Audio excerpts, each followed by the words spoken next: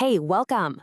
So, today we are going to pull back the curtain on something you see literally all the time, but probably don't think twice about: online pricing pages. We're going to dive into all the clever little psychological tricks that companies are using to get you to click that buy button. Come on, you've totally been there, right? You're just staring at your screen. You've got three, maybe four boxes in front of you. They all look kind of the same, but also different. And you start trying to compare all the little features, and pretty soon your eyes just glaze over and you're thinking, ugh, just tell me which one to pick so I can move on with my life. Well, here's the secret. That feeling, that confusion, and that little nudge you feel pushing you toward one particular option, yeah, that is 100% intentional. These pages are designed from the ground up to guide your choice without you even realizing it's happening. To really get how they do it, first, we got to talk about how our own brains are wired. See, our brains are built for efficiency. They love taking shortcuts. And marketers, well, they take full advantage of that. And this right here is the key to everything. Our brains use these little mental shortcuts, they're called cognitive biases, to keep from getting totally overloaded with information. Honestly, you can think of them like cheat codes for making decisions super fast. And these cheat codes are exactly what companies are tapping into on their pricing pages. All right, so let's crack open the playbook. We're going to walk through 6 of the most common psychological hacks you'll see out there. And I promise you, once you see them, you are never going to be able to unsee them again. Okay, so hack number 1 is incredibly simple, but man, it works. It's all about playing on where our eyes naturally want to look. It's all about location, location, location. So get this. When you're presented with 3 options side by side, we have this natural instinct to focus on the one smack dab in the middle. It just feels safer, you know? It's the Goldilocks option. Not too cheap, not too expensive, it's just right. Take the accounting software Xero. They don't just put their favorite plan in the middle. They basically put a giant spotlight on it by highlighting it and slapping on a most popular label. It's almost impossible to ignore. And speaking of that most popular tag, that leads us perfectly into our second hack. This one plays on one of the most basic human instincts we have, the desire to just fit in and follow the crowd. The bandwagon effect is basically our tendency to do something just because it seems like everyone else is doing it.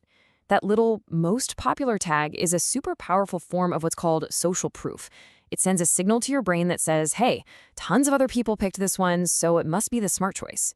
Sprocket, a dropshipping app, does this perfectly. By flagging that one plan, they're giving new, maybe nervous users a really clear, low-risk path to follow. Okay, but what happens when a product has like hundreds of different features? That's where our next hack comes in, and this one is all about preventing our brains from completely short-circuiting. Right, so modern software can has a bazillion features, and if they listed every single one, our brains would just shut down. That's a real thing called analysis paralysis. So to avoid that, smart companies use something called category heuristics. Slack is an absolute master of this. Instead of throwing a giant overwhelming checklist at you, they group all their features into simple categories based on your goals, like productivity or security. It's brilliant. It lets you focus only on what you care about and makes the decision feel way, way easier. You ever notice how the very first price you see on a page can totally change how you feel about all the other prices? Well, that is the entire idea behind our next hack. The anchoring effect is this weird quirk where our brains get stuck on the first piece of information we get. So companies like Convert and Zoom will actually put their most expensive super-duper enterprise plans on the far left. Your brain sees that massive number first and immediately anchors to it. So then when you look at the other plans, they suddenly seem way more reasonable in comparison, even if they're still pretty expensive. It's a classic move to make the option they actually want you to buy feel like a bargain. All right, this next hack is a little more sneaky. It involves adding an extra option to the mix, an option that they don't actually want you to choose at all. Okay, so the decoy effect works by introducing a third option that's specifically designed to make one of the other options look way better. Look at this example from Shopify. You've got the basic plan for $29 and the main Shopify plan for $79. Okay, seems reasonable. But then all of a sudden you see the advanced plan for a whopping $299. That massive jump in price makes that $79 plan look like an incredible deal, packed with value. The $299 plan is the decoy. Its main job is to just sit there and make the $79 plan look like the obvious no-brainer choice. And now for our final hack. We're looking at maybe one of the most powerful psychological drivers that exists, our deep-seated totally human fear of losing. This quote from these two legendary psychologists, Kahneman and Tversky, really says it all. Basically, we hate losing stuff about twice as much as we enjoy getting stuff.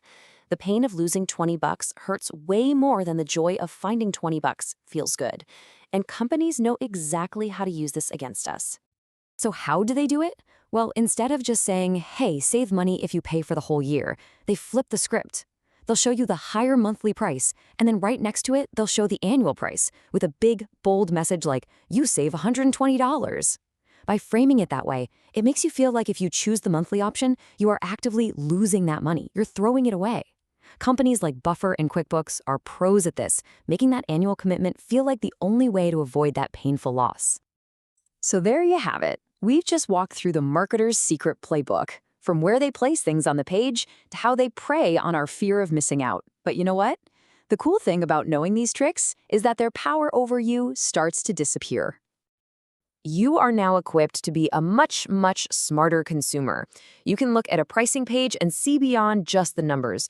You can see the psychology behind them. You can spot the anchor price, you can identify the decoy, and you can recognize that most popular tag for what it really is, a gentle but very intentional nudge. Seriously, the next time you're shopping online or signing up for a new service, just take an extra second. Look at how the options are being presented to you. Ask yourself, what is this company trying to make me feel right now? And more importantly, which choice is actually the right one for me? Go see what you can find.